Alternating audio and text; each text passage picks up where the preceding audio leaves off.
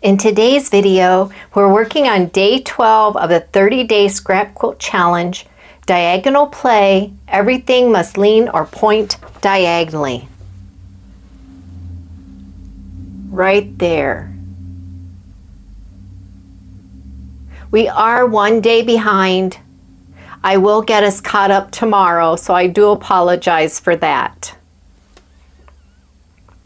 Hi, I'm Jackie of Junk Gal 63 Studio, and here we do all things with scrap fabric. Our block for today is a fun combination: 4 8.5-inch square string quilt blocks paired with a disappearing diagonal 4-patch block. I'm still not sure what to call this, but it's basically diagonal play with a fun string block twist. It's beginner friendly and features a lot of movement.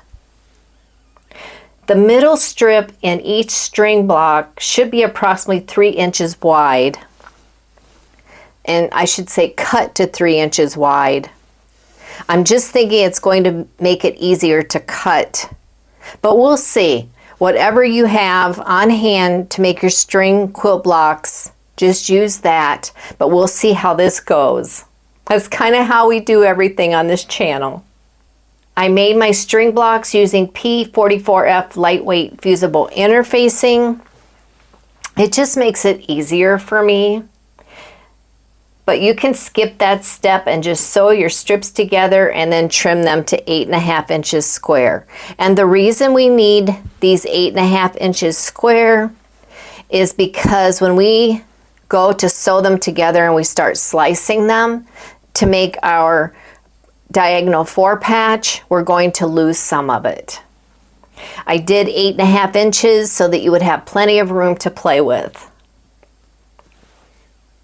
You're probably thinking, Jackie, this is another crazy idea, and you would be absolutely right. I love trying new techniques, and I genuinely appreciate your feedback when I do. And here is a sample of one where I just took 4 pieces of fabric at 8.5 inches square, and this is how that turned out. And then I got to thinking, what if we used string quilt blocks to make this? It would really be diagonal. So I haven't tried that yet. This is the sample I did today. For each day in the challenge, a new prompt helps you generate ideas and try something new. Anything goes. I've got a free prompt sheet for you to download. You'll find that link in the description box below. I'll be making each block 12 inches square, and on the last day we'll complete the final block and assemble our quilt in a quilt-as-you-go fashion. And remember, no rules, no perfection. Let's get started. Let's go over the materials you're going to need for this challenge. First, as I mentioned, you'll need 4 8.5-inch square string blocks, and all these are our strips sewn together. I sewed a 3-inch strip down the center, and I just added strips on the sides. And as you can see, I did not care about what size they were. I just pulled them out of the pile. You will need the strip pieces of fabric to make the string blocks, but of course if you wanted, you could do 4 pieces of fabric, and that would be just fine as well, and it will still work.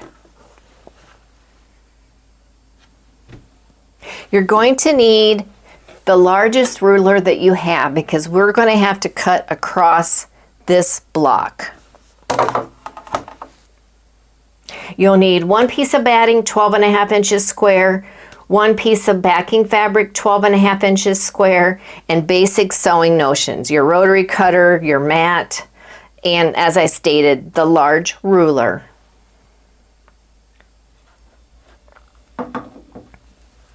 The first thing we want to do is make this a true 4-patch.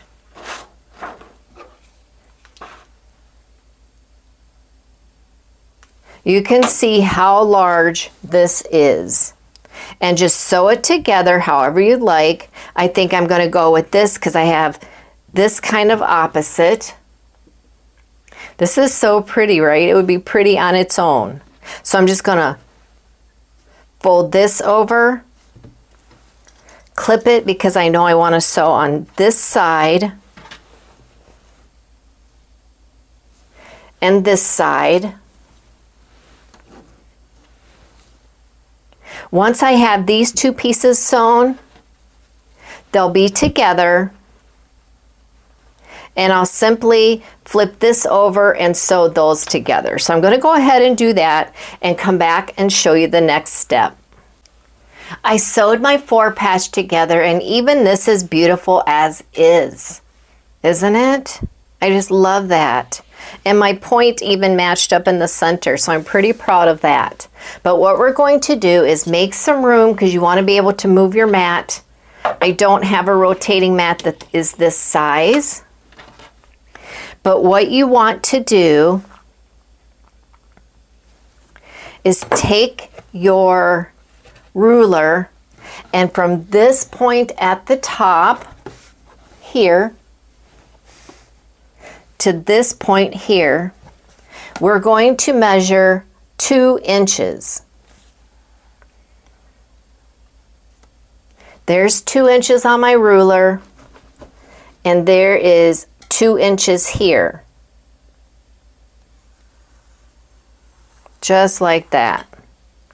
Then what we're going to do is cut. And you want to give this some pressure because we have a lot of fabric here. So just go ahead and cut. Walk your hand up the ruler. Then we want to move our mat. I have to move my coffee so I don't spill that.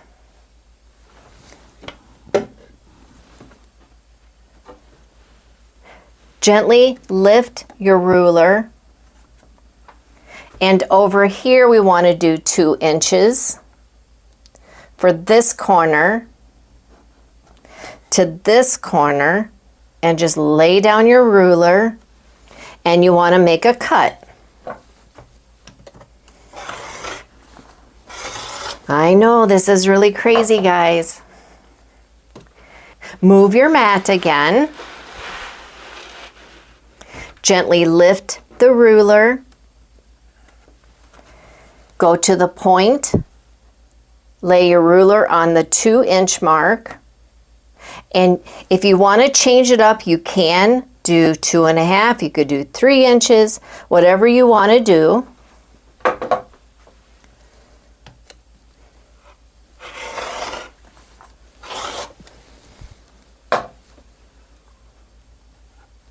And now we need to get the other sides. Well, this one is done.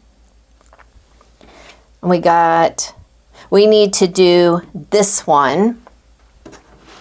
So let's bring that one back around because we had to do 2 inches on each side of the point.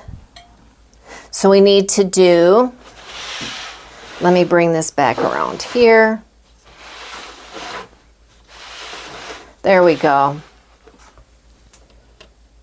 Right. Okay, and then 2 inches at the point and 2 inches at the point. All right, we're ready to cut again.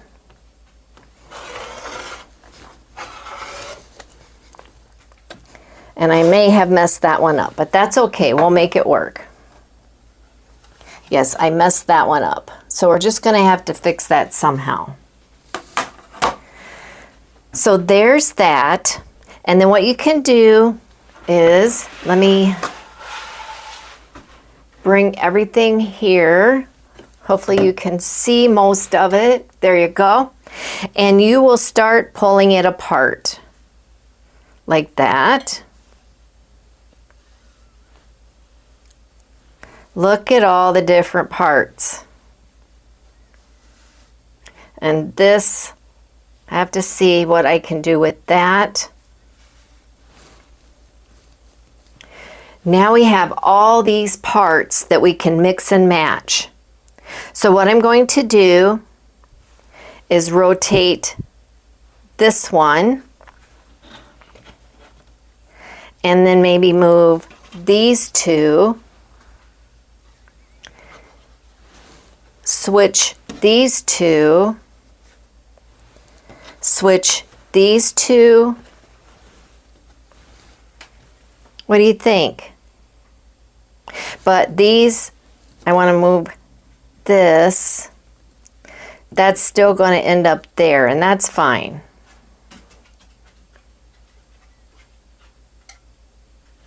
I like it. But just mix them around however you'd like. Isn't that cool? And then to sew them together, this is one row, this is a row, and this is a row. And then to sew the rows together, you'll just flip here and sew all the way down 1/4 inch, and take your time because there's extra seams in there, and take this and sew it together. Same way with this, you'll flip this over, sew it together, flip this over and sew it together, and the same thing with this row up here. Flip this, sew it together, and this, and sew it together. And it will not match up. Just sew them together the best you can. When I have that done, I'll be back to show you our blocks so that we can trim it up. Okay, I just wanted to show you before I sewed everything together. Here's my 3 rows. 1, 2, 3. I am just loving this. It's kind of like the 4-patch diagonal meets a string quilt block, meets a crumb quilt block, meets a crazy quilt block. It's just all there, and I just love it. So let's get these pieces sewn together, and then we'll get it trimmed up. And when you're sewing your rows together, don't forget you want to nest those seams, okay? So that they meet. The seams meet, and one is going one way and the other is going the other way. Kind of like that. Okay? I absolutely love this. And I think we met our challenge today in that we have diagonals all over the place. And you can see here how it's wonky, and that's why I gave the 8.5 inches to play with. So what we need to do now is take our square up ruler, and we'll get this squared up. We want to go to 12 inches. So my 6 is in the center here. And just for reference, for 4 8.5 inch squares, this comes out to be about 15.5 by 15.5. So we do have to trim off quite a bit, but I just feel like you could try 8-inch squares and see what you come up with, but I'll let you do that. I just wanted to be on the safe side and go 8.5. So let's put our 6 on here. Actually, I'm going to go 6.5, and then I can always trim, because once I do quilting on this piece, I just feel like I just want the extra quilt top for the quilting. So let's trim up, and you want to hold down your ruler really good and your rotary cutter. And then I want to turn around my mat.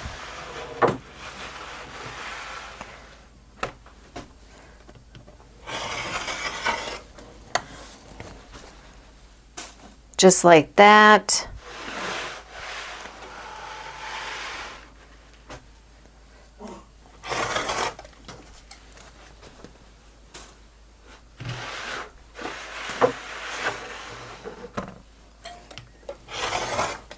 Yep, I actually just made it all, I just made this 12.5, which is fine.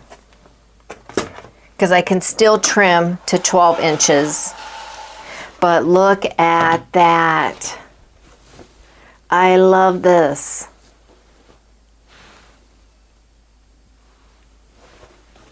And here's the back. It's not so pretty. I tried my best, but there's a lot of seams here. So I think for quilting, I'll just do some squiggly lines and call it good.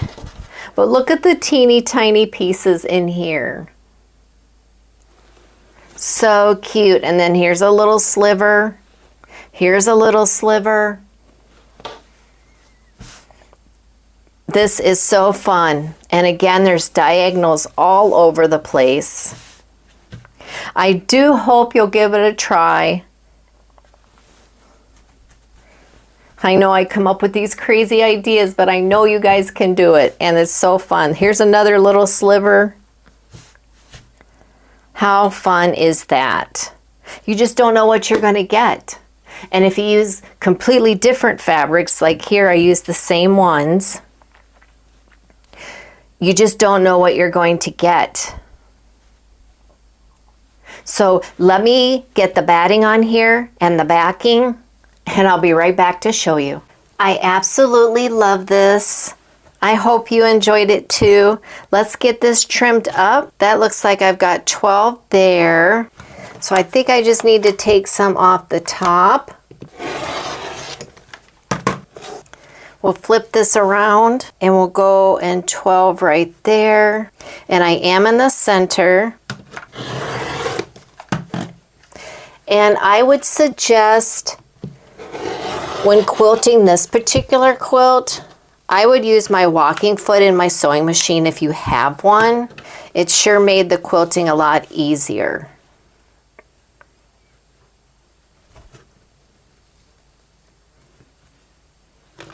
Just a little more trimming over here.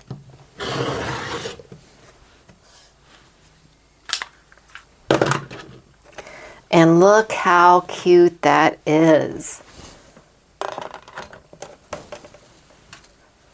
So darling.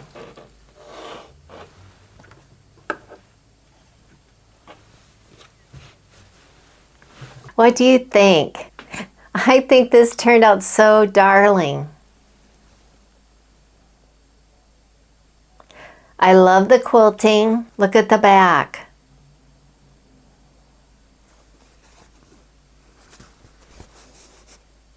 So I wasn't sure how this was going to turn out. I think it turned out okay. Before we wrap up, I want to leave you with a Bible verse and a final thought to encourage you. Our Bible verse today is from 1 Corinthians 12, verse 12. For as the body is one and has many members, but all the members of that one body, being many, are one body, so also is Christ. This block reminds me of how all the different pieces, sizes, shapes, and colors come together to make one beautiful whole. Just like that, each of us carries our own unique gifts and stories. Yet God weaves us together in unity and purpose. Every small part matters, and when joined together, we create something far more meaningful than we ever could on our own. Thank you so much for watching, sharing, and commenting. I love reading your comments, and I try to answer as many of them as I can. And until the next video, God bless you.